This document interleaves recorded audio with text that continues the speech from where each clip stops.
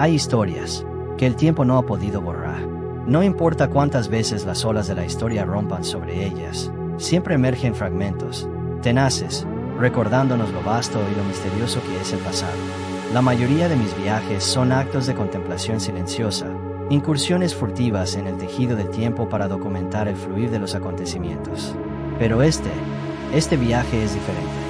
Desde que escuché por primera vez las leyendas susurradas de una isla, más allá de las columnas de Hércules, una voz peculiar me ha perseguido a través de las eras.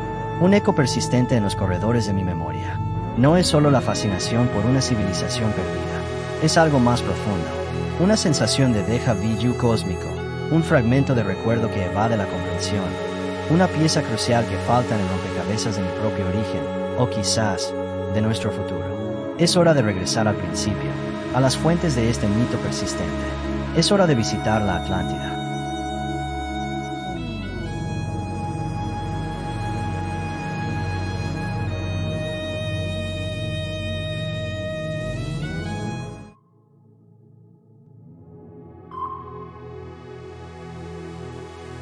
Platón, a través de Critias, nos legó la descripción más detallada. Una isla de proporciones colosales, más grande que Libia y Asia juntas. Un poder naval que dominó el Atlántico. Una sociedad estratificada, pero con una tecnología y una comprensión del mundo que nos dejarían asombrados incluso hoy.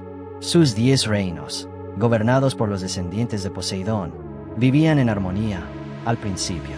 Pero la ambición y la codicia corrompieron su virtud. Su intento de conquistar Atenas y Egipto selló su destino. La cólera de los dioses, o quizás las leyes ineludibles del universo, se desataron. Terremotos, inundaciones, y en un solo día y una noche funesta, la Atlántida se desvaneció de la faz de la tierra, engullida por el océano, sin dejar rastro discernible. Hasta ahora, he rastreado los ecos temporales, las anomalías energéticas que persisten en las profundidades. Mi plan es arriesgado. No solo observar su auge, sino presenciar su caída, comprender la naturaleza exacta de su destrucción, y quizás desentrañar el significado de esa persistente voz en mi memoria.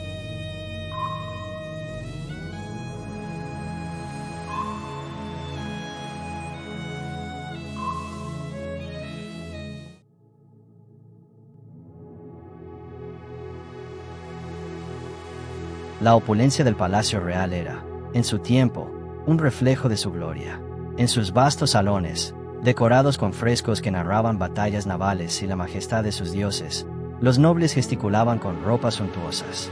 El eco de sus pasos resonaba en la inmensidad del lugar, mientras sus voces elevadas revelaban una tensión que se negaban a admitir. Los muros que sostenían su poder, ahora eran testigos de su discordia. Mientras tanto, en las profundidades del palacio, el poder real se ponía a prueba.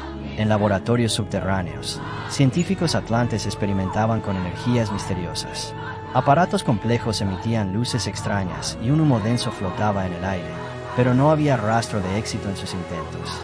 El sonido metálico de los instrumentos científicos chocaba con el creciente rumor de los temblores que, lejos de ser ignorados, se estaban convirtiendo en el latido de su inminente final. Un contraste sombrío separaba la gloria de la realeza y la realidad de las calles. A diferencia de las voces elevadas del palacio, en los barrios más humildes el miedo se manifestaba en susurros. La gente miraba con temor el volcán, un pico imponente que escupía lentamente una columna de humo oscuro, mientras los científicos trabajaban en el subsuelo. Aquí, en la superficie, sectas minoritarias celebraban rituales extraños, sus cánticos monótonos y llenos de pánico, implorando a los dioses por misericordia. La vida en la Atlántida dependía de una infraestructura avanzada.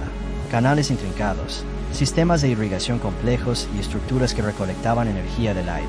Sin embargo, en el punto álgido de su civilización, esta grandiosa maquinaria comenzó a fallar. El agua se estancaba en los canales, las luces parpadeaban en los dispositivos energéticos y los pequeños temblores se hacían más frecuentes. Un crujido en la estructura anunciaba su final.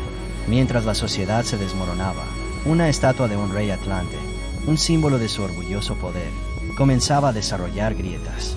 En la plaza, un grupo de ciudadanos discutía acaloradamente, algunos culpando la arrogancia de sus gobernantes, otros invocando la ira divina. Mientras el cielo se oscurecía con nubes que se arremolinaban de forma antinatural, el viento aullaba con más fuerza, llevándose consigo los últimos fragmentos de su grandeza.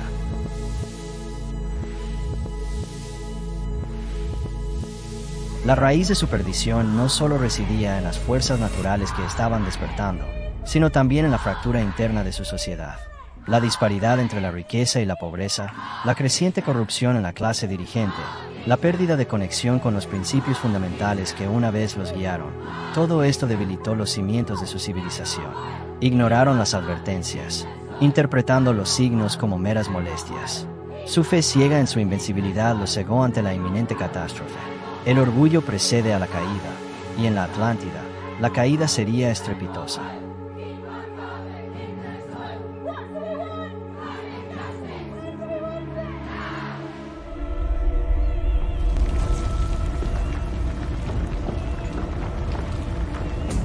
La tierra gimió. No fue un simple temblor, fue un rugido profundo y visceral que surgió de las entrañas del planeta. Los elegantes edificios de la Atlántida, que se habían mantenido inamovibles por milenios, comenzaron a temblar violentamente, sus cimientos de piedra pulida resquebrajándose con un sonido seco y brutal. Las calles, perfectamente alineadas, se abrieron con estrépito, formando enormes fisuras que se tragaban todo a su paso. Las estatuas de los antiguos reyes y de los dioses, orgullosas guardianas de la ciudad, se desprendieron de sus pedestales y cayeron con un estruendo ensordecedor. El pánico se apoderó de todos. Los rostros, antes llenos de orgullo, se contorsionaron con el terror. Vemos primeros planos de ojos desorbitados, de bocas abiertas en gritos que se perdían en el rugido del cataclismo. La gente corría sin rumbo por las calles, chocando unos con otros, intentando huir de una furia de la naturaleza que no podían comprender ni apaciguar. Desde la distancia, la vista panorámica del volcán fue el preludio del fin. Una columna gigantesca de humo negro y ceniza se elevó hacia el cielo, oscureciéndolo por completo y convirtiendo el día en una noche de pesadilla. Ríos de lava incandescente, como sangre hirviendo de la tierra, descendían por las laderas, quemando y destruyendo todo a su paso. Fragmentos de roca ardiente, proyectados con una fuerza inimaginable, llovían sobre la ciudad, perforando techos y encendiendo incendios que se propagaban con rapidez. Y luego llegó el mar. En el horizonte, una pared de agua colosal, más alta que los templos más grandes de la Atlántida, se elevó. No era una ola, era el océano mismo levantándose, avanzando implacablemente hacia la costa. Desde el puerto, la cámara muestra la impotencia de los barcos, una vez orgullo de la flota atlante, siendo levantados y destrozados por la fuerza del tsunami. El rugido del volcán fue superado por un sonido aún más aterrador, el choque masivo del agua contra la tierra. La ola golpeó la ciudad con una fuerza devastadora, inundando las calles en segundos, arrastrando edificios y personas hacia el mar embravecido, reclamando la civilización que la había desafiado.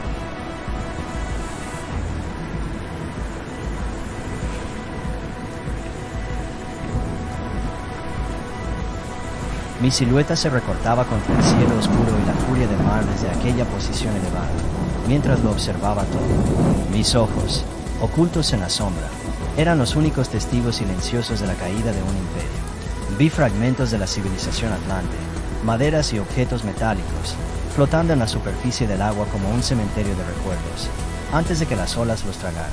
Lentamente, la isla comenzó a hundirse, engullida por las aguas turbulentas, y yo seguí allí, contemplando el fin.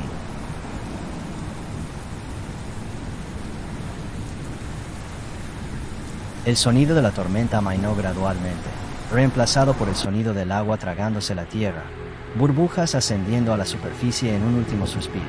Y finalmente, un silencio sepulcral, solo roto por el suave murmullo del mar que ahora cubría la gran Atlántida.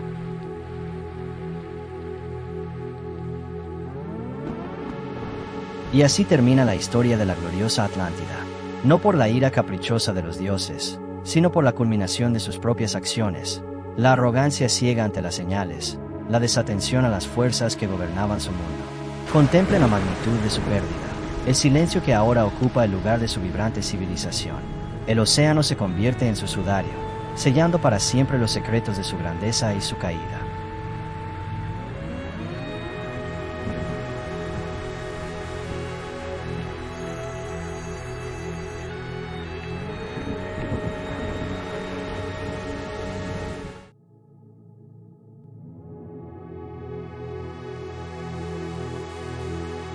He sido testigo del final de la Atlántida.